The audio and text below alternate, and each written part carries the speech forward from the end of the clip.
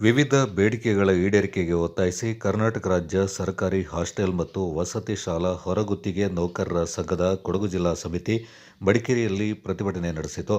ನಗರದ ಜಿಲ್ಲಾಧಿಕಾರಿಗಳ ಕಚೇರಿ ಎದುರು ಜಮಾಯಿಸಿದ ಸಂಘದ ಪ್ರಮುಖರು ಹಾಗೂ ಹೊರಗುತ್ತಿಗೆ ನೌಕರರು ರಾಜ್ಯ ಸರ್ಕಾರದ ವಿರುದ್ಧ ಘೋಷಣೆಗಳನ್ನು ಕೂಗಿ ಅಸಮಾಧಾನ ವ್ಯಕ್ತಪಡಿಸಿದರು. ಈ ಸಂದರ್ಭ ಮಾತನಾಡಿದ ಸಂಘದ ರಾಜ್ಯ ಪ್ರಧಾನ ಕಾರ್ಯದರ್ಶಿ ಕೆ ಹನುಮೇಗೌಡ, ಹಿಂದುಳಿದ ವರ್ಗಗಳ ಕಲ್ಯಾಣ ಇಲಾಖೆ, ಸಮಾಜ ಕಲ್ಯಾಣ ಇಲಾಖೆ, ಅಲ್ಪಸಂಖ್ಯಾತ ಕಲ್ಯಾಣ ಇಲಾಖೆ, ಪರಿಶಿಷ್ಟ ಕಲ್ಯಾಣ ಇಲಾಖೆ ಹಾಗೂ ಕರ್ನಾಟಕ ವಸತಿ ಶಿಕ್ಷಣ ಸಂಸ್ಥೆಗಳಲ್ಲಿ ಕಳೆದ 10-15 ವರ್ಷಗಳಿಂದ ನೌಕರರು ಕಡಿಮೆ ಸಂಬಳಕ್ಕೆ ಯಾವುದೇ ಭದ್ರತೆ ಇಲ್ಲದೆ ದುಡಿತಾ ಇದ್ದಾರೆ. ತಮ್ಮ ಕುಟುಂಬ ಮಕ್ಕಳನ್ನು ಮರೆತು ಹಾಸ್ಟೆಲ್ ವಿದ್ಯಾರ್ಥಿಗಳನ್ನು ತಮ್ಮ ಮಕ್ಕಳಂತೆ ನೋಡಿಕೊಂಡು ನಿರಂತರವಾಗಿ ಕೆಲಸ ಮಾಡುತ್ತಾ ಬಂದಿದ್ದಾರೆ. ಆದರೆ ಸರ್ಕಾರಿ ಹಾಸ್ಟೆಲ್ ಮತ್ತು ವಸತಿ ಶಾಲಾ ಹೊರಗುತ್ತಿಗೆ ನೌಕರರ ಸಮಸ್ಯೆಗಳಿಗೆ ಸರ್ಕಾರ ಸ್ಪಂದಿಸದೇ ಇರುವುದು ಖಂಡನೀಯವೆಂದರು. ಸಮಿತಿಯ ಜಿಲ್ಲಾಧ್ಯಕ್ಷ ಜಿಕೆ ದಿನೇಶ್, ಪ್ರಧಾನ ಕಾರ್ಯದರ್ಶಿ ಎಚ್ಎಸ್ ಯೋಗೇಶ್ ಮತ್ತಿತರ ಪ್ರಮುಖರು ಈ ಸಂದರ್ಭ ಪಾಲ್ಗೊಂಡಿದ್ದರು. ನೌಕರ ಹೋರಾಟಕ್ಕೆ ಜಯವಾಗಲಿ. ಕನಿಷ್ಠ ವೇತನ 31,000 ಕೊಡಲೇಬೇಕು. ಇಲಾಖೆಗಳ ವೇತನ ಕೊಡಲೇಬೇಕು. ನಿವೃತ್ತಿವರೆಗೆ ಸೇವಾ ಭದ್ರತೆ ಬೇಕೇ ಬೇಕು. ವಾರಕ್ಕೊಂದು ರಜೆ ಕೊಡಲೇಬೇಕು. ಕೆಲಸದ ಸಮಯ ನಿಗದಿ ಆಗಲೇಬೇಕು. ಕೆಲಸದ ಸಮಯ ಎಸ್ಐಪಿಎಫ್ ಕಟ್ಟದ ಅಧಿಕಾರಿಗಳಿಗೆ ಹೇಳಿ ಧಿಕ್ಕಾರ. ಎಸ್ಐಪಿಎಫ್ ಕಟ್ಟದ ಅಧಿಕಾರಿಗಳಿಗೆ ಹೇಳಿ ಧಿಕ್ಕಾರ.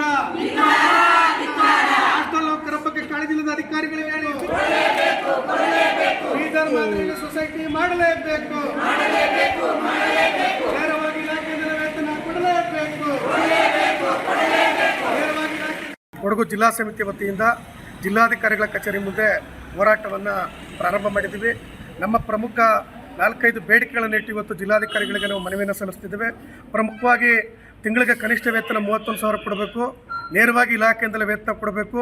ವಾರಕ್ಕೊಂದು ರಜೆ ಕೊಡಬೇಕು ಮತ್ತು ಕೆಲಸದ ಸಮಯ ನಿಗದಿ ಆಗಬೇಕು. ಹಾಗೆಯೇ ನಿವೃತ್ತಿವರೆಗೆ ಸೇವಾ ಭದ್ರತೆ ಕೊಡಬೇಕು.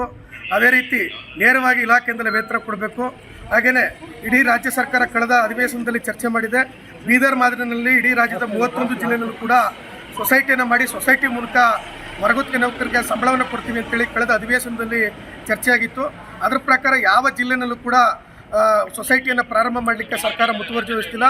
ಹಾಗಾಗಿ ನಾವು ಕೇಳ್ತಾ ಇದ್ದೀವಿ, ಕೊಡಗು ಜಿಲ್ಲೆಯಲ್ಲೂ ಕೂಡ ಬೀದರ್ ಮಾದರಿ ಸೊಸೈಟಿ ಮೂಲಕ ನಮ್ಮ ಹೊರಗುತ್ತಿಗೆ ನೌಕರಿಗೆ ಸಂಬಳವನ್ನು ಕೊಡಬೇಕು ಅಂತೇಳಿ ಪ್ರಮುಖ ಬೇಡಿಕೆಯಾಗಿದೆ.